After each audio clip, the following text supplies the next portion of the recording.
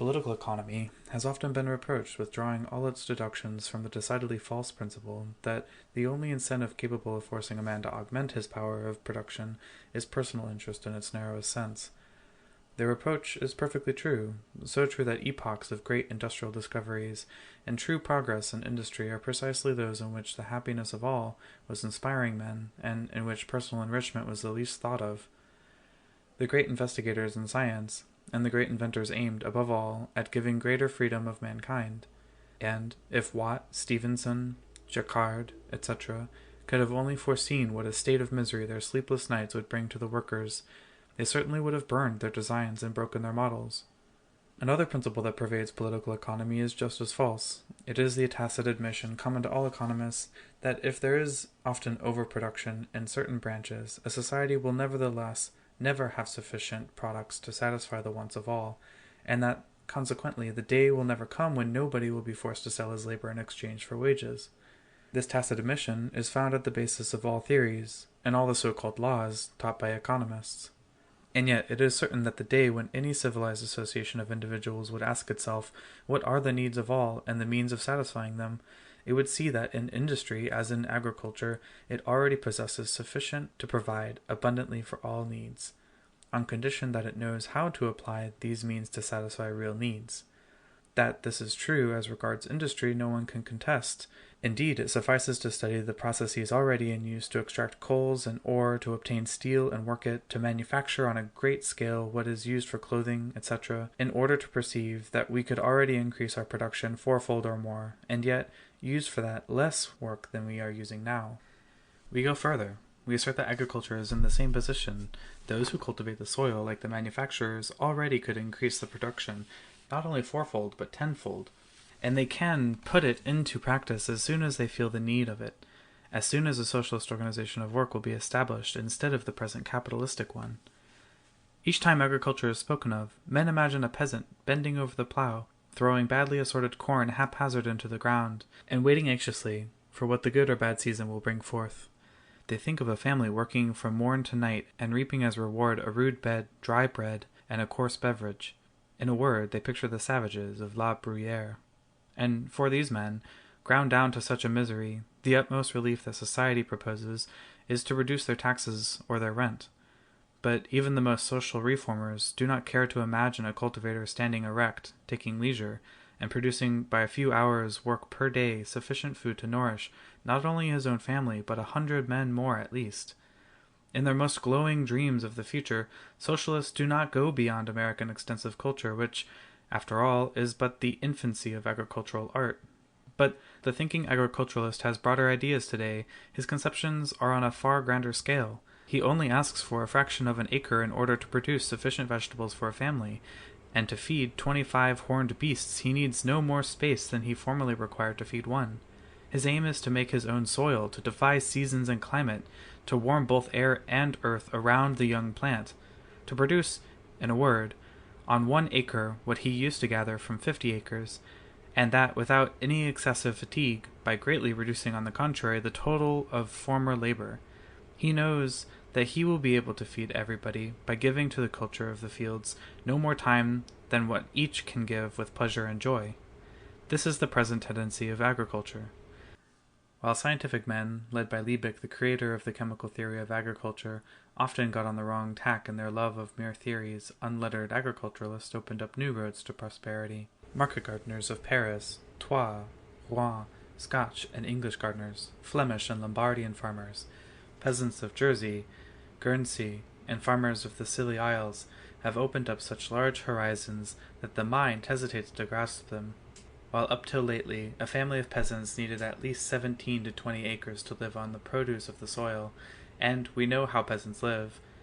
We can no longer say what is the minimum area on which all that is necessary to a family can be grown, even including articles of luxury, if the soil is worked by means of intensive culture. 20 years ago, it could already be asserted that a population of 30 million individuals could live very well, without importing anything, on what could be grown in Great Britain. But now, when we see the progress recently made in France, in Germany, in England, and when we contemplate the new horizons which open before us, we can say that in cultivating the earth, as it is already cultivated in many places, even on poor soils, 50 or 60 million inhabitants to the territory of Great Britain would still be a very feeble proportion to what man could extract from the soil. In any case, as we are about to demonstrate, we may consider it as absolutely proved that if tomorrow Paris and the two departments of Seine and of Seine-et-Oise organized themselves as an anarchist commune in which all worked with their hands, and if the entire universe refused to send them a single bushel of wheat, a single head of cattle, a single basket of fruit, and left them only the territory of the two departments, they could not only produce all the corn, meat, and vegetables necessary for themselves, but also the vegetables and fruit which are now articles of luxury in sufficient quantities for all. And, in addition, we affirm that the sum total of this labor would be far less than that expended at present to feed these people with corn harvested in Auvergne and Russia, with vegetables produced a little everywhere by extensive agriculture, and with fruit grown in the south. It is self-evident that we in no wise desired all exchange to be suppressed, nor that each region should strive to produce that which will only grow in its climate by a more or less artificial culture. But we care to draw attention to the fact that the theory of exchange, such as is understood today, is strangely exaggerated, that exchange is often useless and even harmful. We assert, moreover, that people have never had a right conception of the immense labor of southern wine growers, nor that of Russian and Hungarian corn growers, whose excessive labor could also be very much reduced if they adopted intensive culture instead of their present system of extensive agriculture. Part 2. It would be impossible to quote here the mass of facts on which we base our assertions. We are therefore obliged to refer our readers who want further information to another book, Fields, Factories, and Workshops. Above all, we earnestly invite those who are interested in the question to read several excellent works published in France and elsewhere, and of which we give a list at the close of this book. As to the inhabitants of large towns, who have as yet no real notion of what agriculture can be, we advise them to explore the surrounding market gardens. They need but observe and question the market gardeners, and a new world will be open to them. They will then be able to see what European agriculture may be in the 20th century, and they will understand with what force the social revolution will be armed when we know the secret of taking everything we need from the soil. A few facts will suffice to show that our assertions are in no way exaggerated. We only wish them to be preceded by a few general remarks. We know in what a wretched condition European agriculture is. If the cultivator of the soil is not plundered by the landowner, he is robbed by the state. If the state taxes him moderately, the moneylender enslaves him by the means of promissory notes, and soon turns him into the simple tenant of soil belonging in reality to a financial company. The landlord, the state, and the banker thus plunders the cultivator by means of rent, taxes, and interest. The sum varies in each country, but it never falls below the quarter, very often the half, of the raw produce. In France and in Italy, agriculturalists paid the state quite recently as much as 44% of the gross produce. Moreover, the share of the owner and of state always goes on increasing. As soon as the cultivator has obtained more plentiful crops by prodigies of labor, invention, or initiative, the tribute he will owe to the landowner, the state, and the banker will augment in proportion. If he doubles the number of bushels reaped per acre, rent will be doubled, and taxes too, and the state will take care to raise them still more if the prices go up, and so on. In short, everywhere the cultivator of the soil works 12 to 16 hours a day. These three vultures take from him everything he might lay by. They rob him everywhere of what would enable him to improve his culture. This is why agriculture progresses so slowly. The cultivator can only occasionally make some progress, in some exceptional regions, under quite exceptional circumstances, following upon a quarrel between the three vampires. And yet, we have said nothing about the tribute every cultivator pays to the manufacturer. Every machine, every spade, every barrel of chemical manure is sold to him at 3 or 4 times its real cost.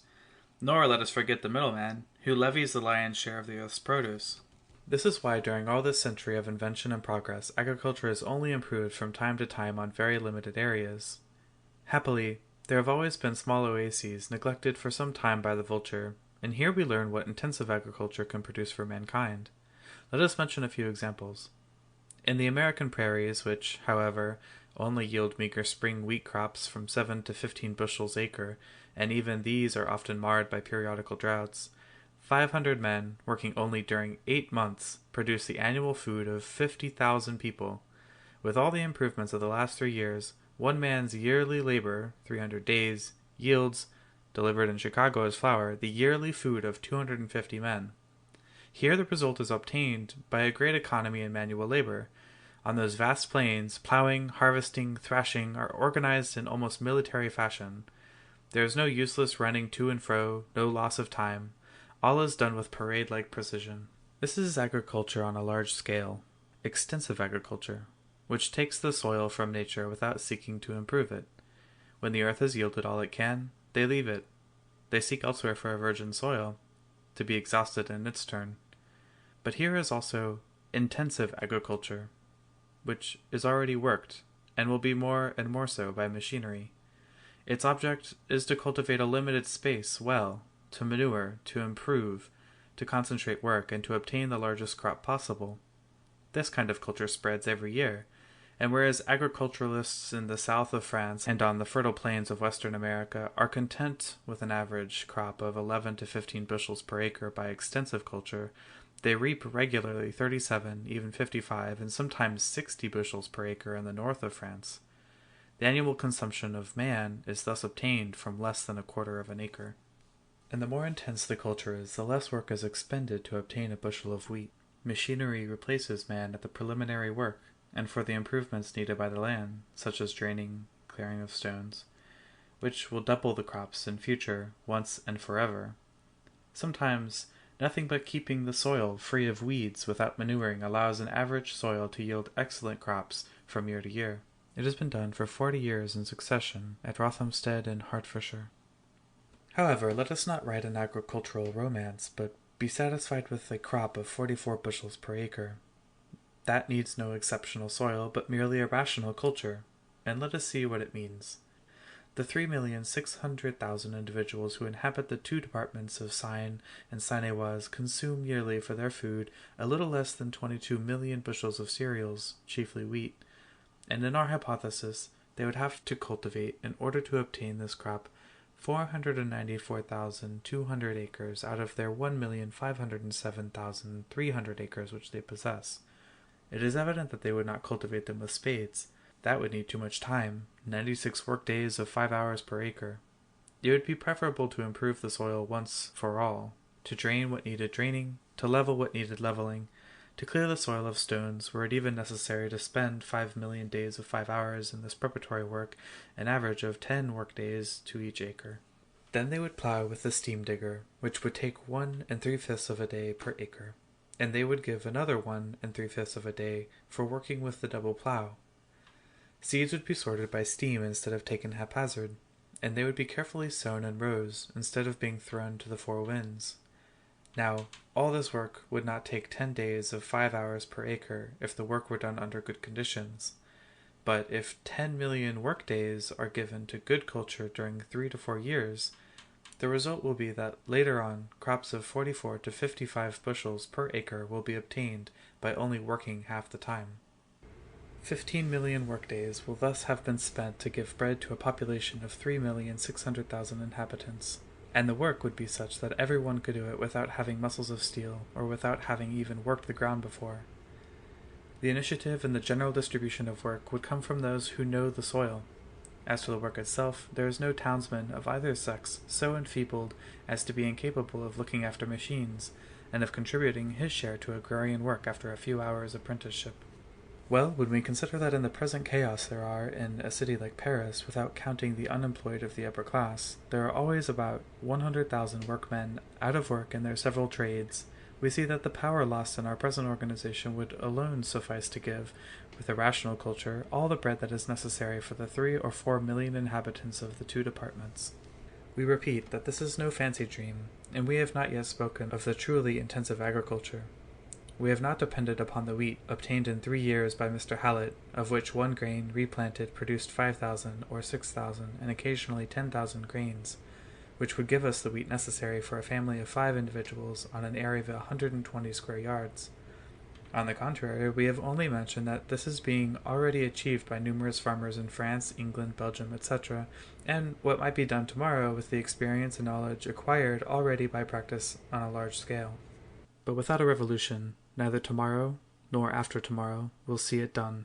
because it is not to the interest of landowners and capitalists, and because peasants, who would find their profit in it, have neither the knowledge, nor the money, nor the time to obtain what is necessary to go ahead.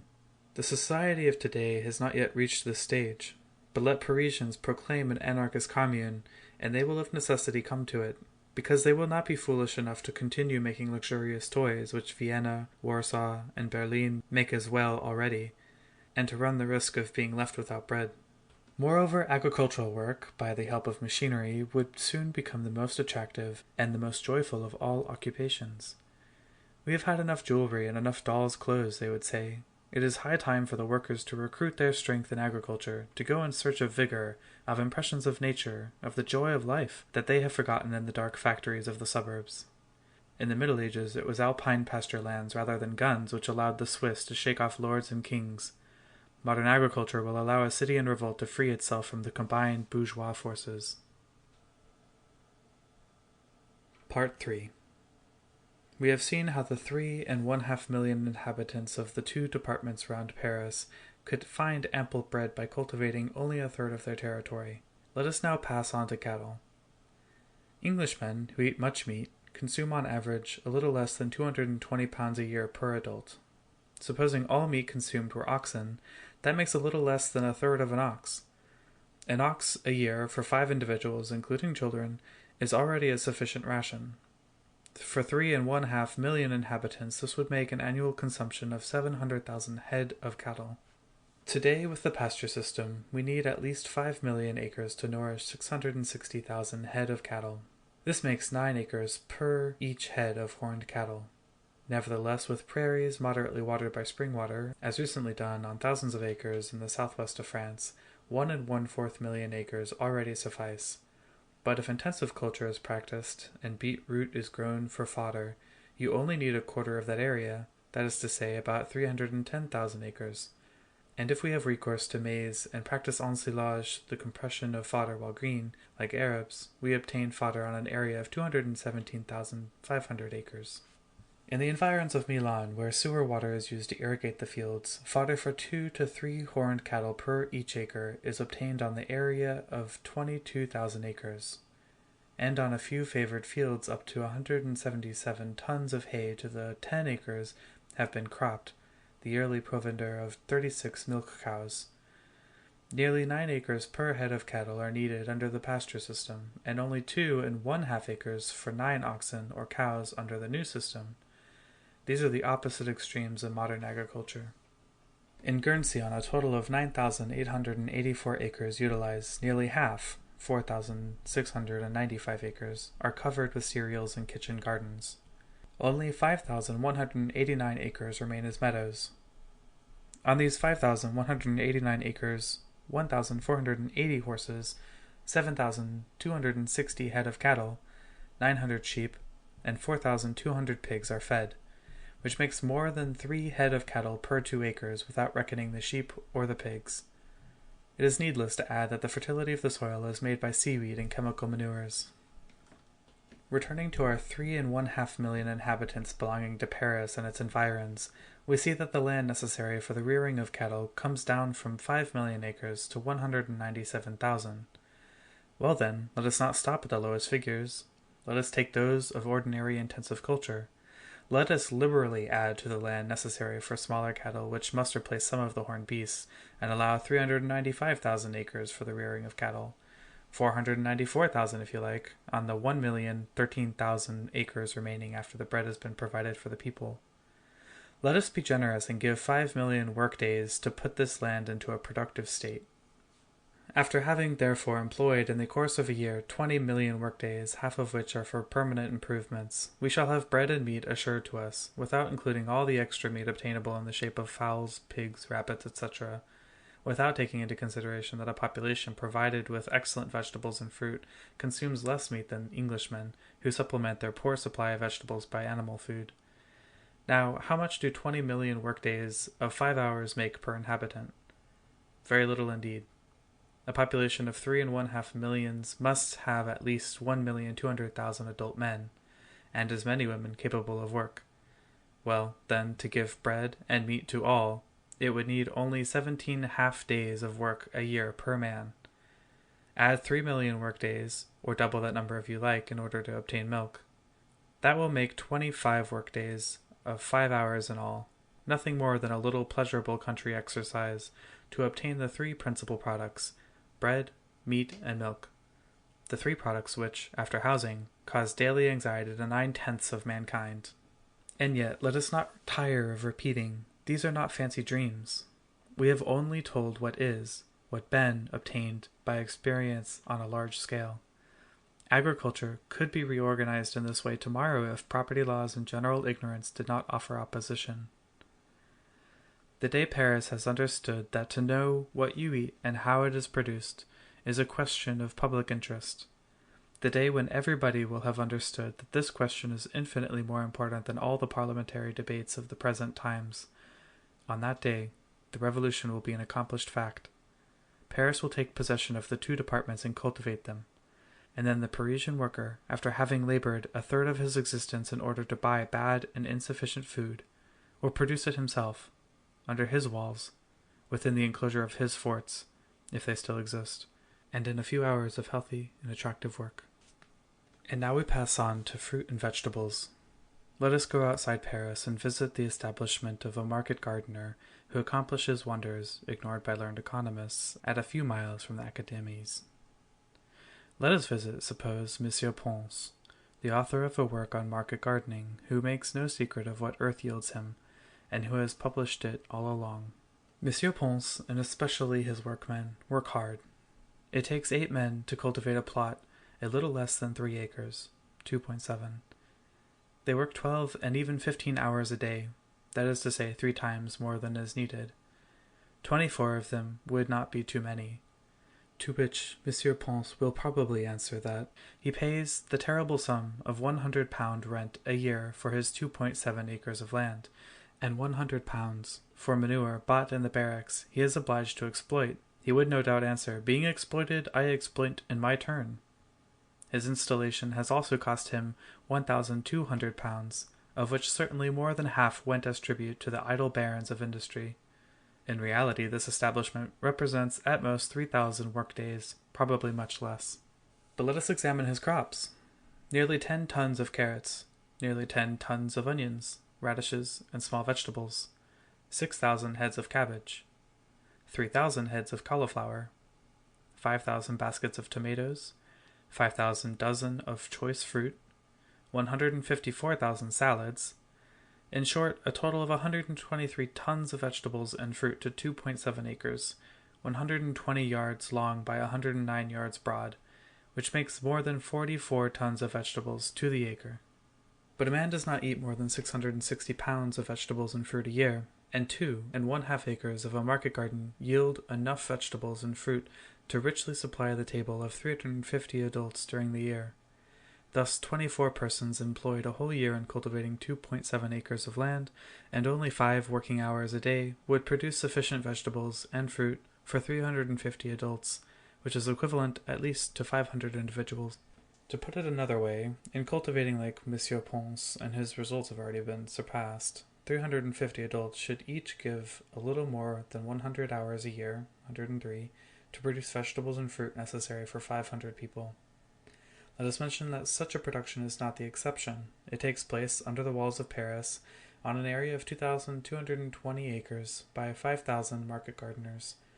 Only these market gardeners are reduced nowadays to a state of beasts of burden, in order to pay an average rent of £32 per acre. But do not these facts, which could be verified by every one, prove that 17,300 acres, of the 519,000 remaining to us, would suffice to give all necessary vegetables, as well as a liberal amount of fruit to the 3.5 million inhabitants of our 2 departments? As to the quantity of work necessary to produce these fruits and vegetables, it would amount to 50 million workdays of 5 hours, 50 days per adult male, if we measure by the market gardener's standard of work. But we could reduce this quantity if we had recourse to the process in vogue in Jersey and Guernsey. We must also remember that the Paris market gardener is forced to work so hard because he mostly produces early season fruits, the high prices of which have to pay for fabulous rents, and that this system of culture entails more work than is necessary for growing the ordinary staple food vegetables and fruit. Besides, the market gardeners of Paris, not having the means to make a great outlay on their gardens, and being obliged to pay heavily for glass, wood, iron, and coal, obtain their artificial heat out of manure, while it can be had at much less cost in hothouses. Part 4. The market gardeners, we say, are forced to become machines, and to renounce all joys of life in order to obtain their marvelous crops. But these hard grinders have rendered a great service to humanity in teaching us that the soil can be made. They make it with old hotbeds of manure, which have already served to give us the necessary warmth to young plants and to early fruit, and they make it in such great quantity that they are compelled to sell it in part, otherwise it would raise the level of their gardens by 1 inch every year. They do it so well, so Barral teaches us in his Dictionary of Agriculture, in an article on market gardeners, that in recent contracts, the market gardener stipulates that he will carry away his soil with him when he leaves the bit of ground he is cultivating. Loam carried away on carts with furniture and glass frames. That is the answer of practical cultivators to the learned treatise of Ricardo, who represented rent as a means of equalizing the natural advantages of the soil. Quote, "The soil is worth what the man is worth." That is the gardener's motto. And yet the market gardeners of Paris and Rouen labor 3 times as hard to obtain the same results as their fellow workers in Guernsey or in England. Applying industry to agriculture, these last make their climate in addition to their soil by means of the greenhouse. 50 years ago, the greenhouse was the luxury of the rich. It was kept to grow exotic plants for pleasure. But nowadays, its use begins to be generalized. A tremendous industry has grown up lately in Guernsey and Jersey, where hundreds of acres are already covered with glass, to say nothing of the countless small greenhouses kept in every little farm garden. Acres and acres of greenhouses have lately been built also at Worthing, 103 acres in 1912, in the suburbs of London, and in several other parts of England and Scotland. They are built of all qualities, beginning with those which have granite walls down to those which represent mere shelters made in planks and glass frames, which cost, even now with all the tribute paid to capitalists and middlemen, less than 3 shillings 6 pennies per square yard under glass. Most of them are heated for at least 3 of 4 months every year, but even the cool greenhouses, which are not heated at all, give excellent results. Of course, not for growing grapes and tropical plants, but for potatoes, carrots, peas, tomatoes, and so on. In this way, man emancipates himself from climate, and at the same time he avoids also the heavy work with the hotbeds, and he saves both in buying much less manure and in work. 3 men to the acre, each of them working less than 60 hours a week, produce on very small spaces what formerly requires acres and acres of land. The result of all of these recent conquests of culture is that if 1/2 only of the adults of a city gave each about 50 half-days for the culture of the finest fruit and vegetables out of season, they would have all the year round an unlimited supply of that sort of fruit and vegetables for the whole population. But there is a still more important fact to notice. The greenhouse has nowadays a tendency to become a mere kitchen garden under glass, and when it is used to such a purpose, the simplest plank and glass unheated shelters already give fabulous crops, such as, for instance, 500 bushels of potatoes per acre as a first crop, ready by the end of April. After which, a second and third crop are obtained in the extremely high temperatures which prevail in the summer under glass. I gave in my fields, factories, and workshops most striking facts in this direction. Sufficient to say here that at Jersey, 34 men with 1 trained gardener only cultivate 13 acres under glass, from which they obtain 143 tons of fruit and early vegetables, using for this extraordinary culture less than 1,000 tons of coal. And this is done now in Guernsey and Jersey on a very large scale, quite a number of steamers constantly plying between Guernsey and London only to export the crops of the greenhouses. Nowadays, in order to obtain that same crop of 500 bushels of potatoes, we must plow every year a surface of 4 acres, plant it, cultivate it, weed it, and so on, whereas with the glass, even if we shall have to give perhaps to start half a day's work per square yard in order to build the greenhouse, we shall save afterwards at least 1/2 and probably 3/4 of the yearly labor required formerly. These are facts, results which everyone can verify himself, and these facts are already a hint as to what man could obtain from the earth if he treated it with intelligence. Part 5. In all the above, we have reasoned upon what already withstood the test of experience. Intensive culture of the fields, irrigated meadows, and the hothouse, and finally, the kitchen garden under glass, are realities. Moreover, the tendency is to extend and to generalize these methods of culture, because they allow of obtaining more produce with less work and with more certainty. In fact, after having studied the most simple glass shelters of Guernsey, we affirm that, taking all in all, far less work is expended for obtaining potatoes under glass in April than in growing them in the open air, which requires digging a space 4 times as large, watering it, weeding it, etc.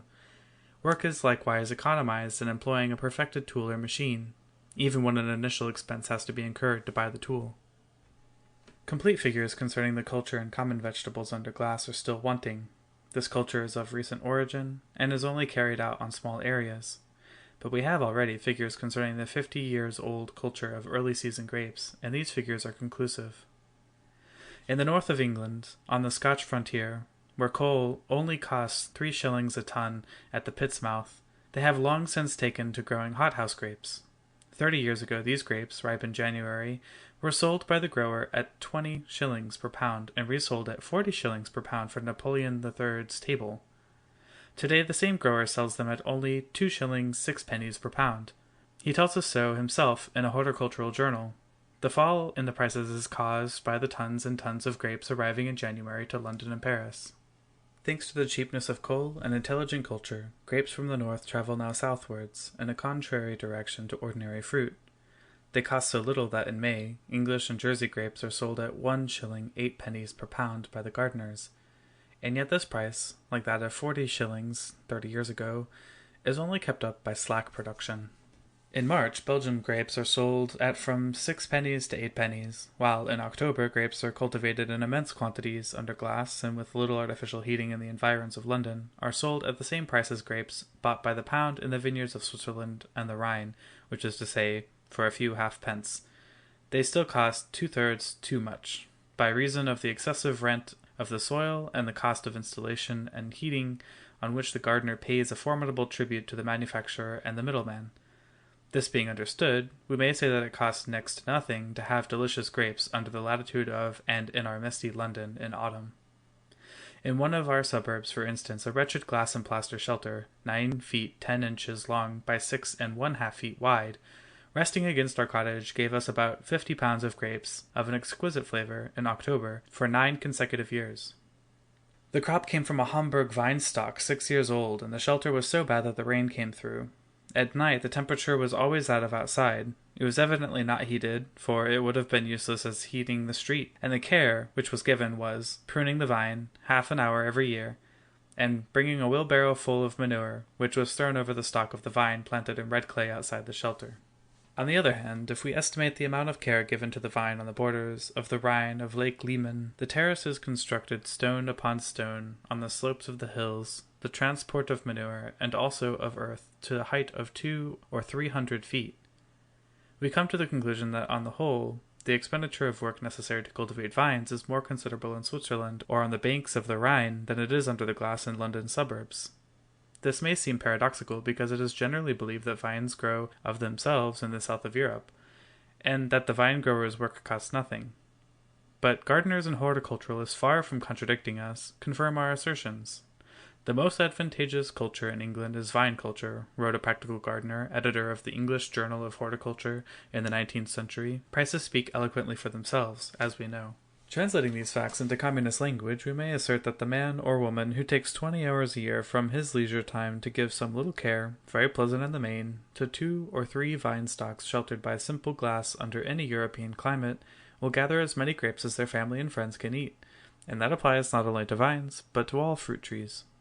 The commune that will put the processes of intensive culture into practice on a large scale will have all possible vegetables, indigenous or exotic, and all desirable fruits without employing more than about 10 hours a year per inhabitant.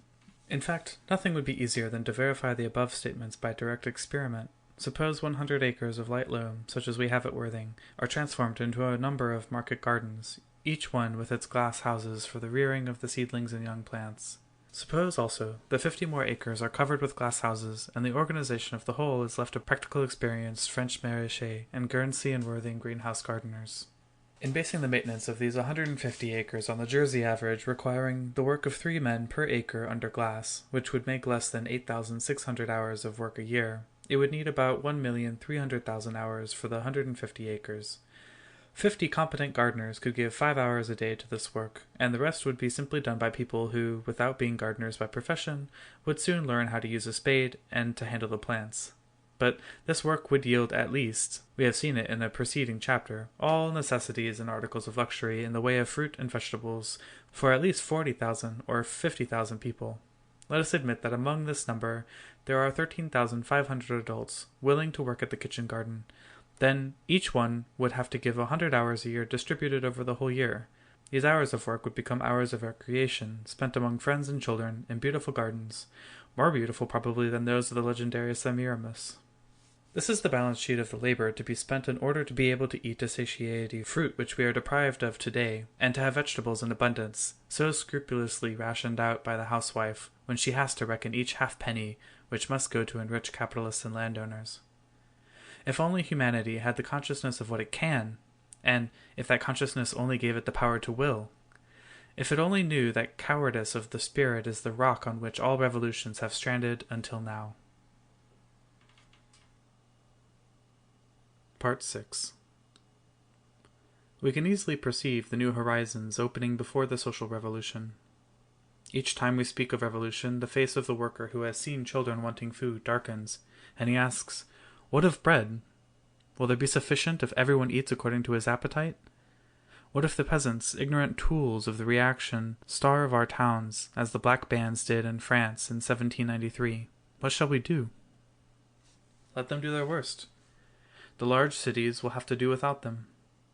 At what, then, should the hundreds of thousands of workers who are asphyxiated today in small workshops and factories be employed on the day they regain their liberty? Will they continue to shut themselves up in factories after the revolution? Will they continue to make luxurious toys for export when they see their stock or corn getting exhausted, meat becoming scarce, and vegetables disappearing without being replaced? Evidently not. They will leave the town and go into the fields, aided by machinery which will enable the weakest of us to put a shoulder to the wheel. They will carry revolution into previously enslaved culture as they will have carried it into institutions and ideas. Hundreds of acres will be covered with glass, and men and women with delicate fingers will foster the growth of young plants. Hundreds of other acres will be plowed by steam, improved by manures, or enriched by artificial soil obtained by the pulverization of rocks.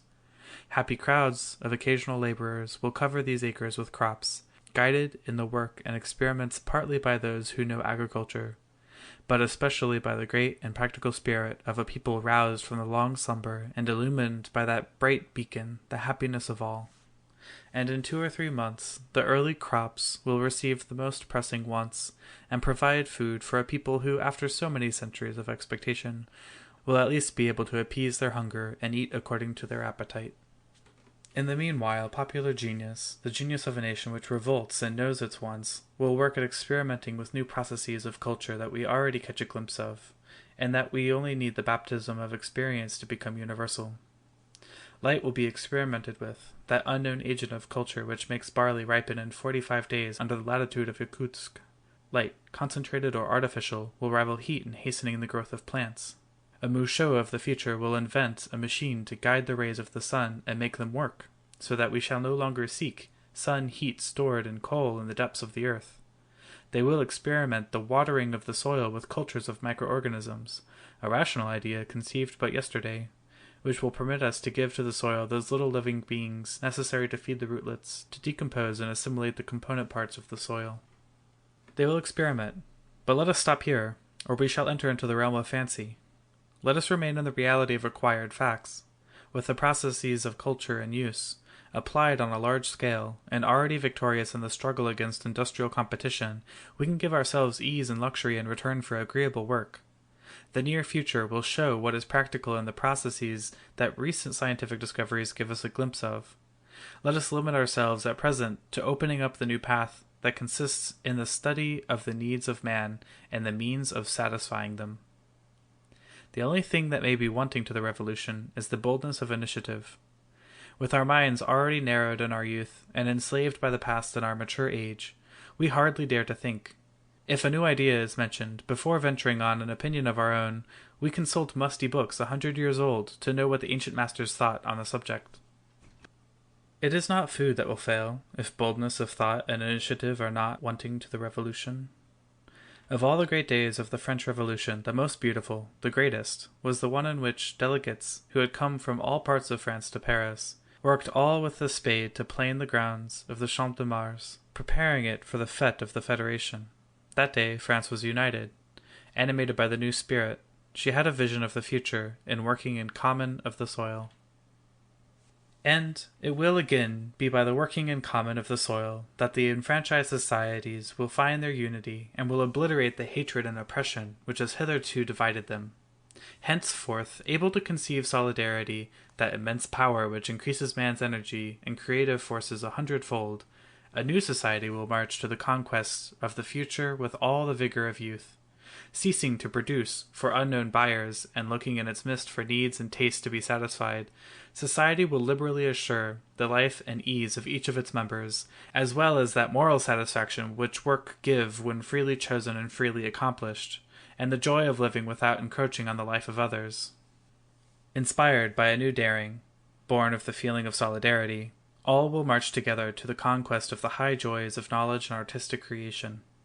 A society thus inspired will fear neither dissensions within nor enemies without. To the coalitions of the past it will oppose a new harmony, the initiatives of each and all, the daring which springs from the awakening of a people's genius. Before such an irresistible force, conspiring kings will be powerless. Nothing will remain for them but to bow before it, and to harness themselves to the chariot of humanity rolling towards new horizons opened up by the social revolution.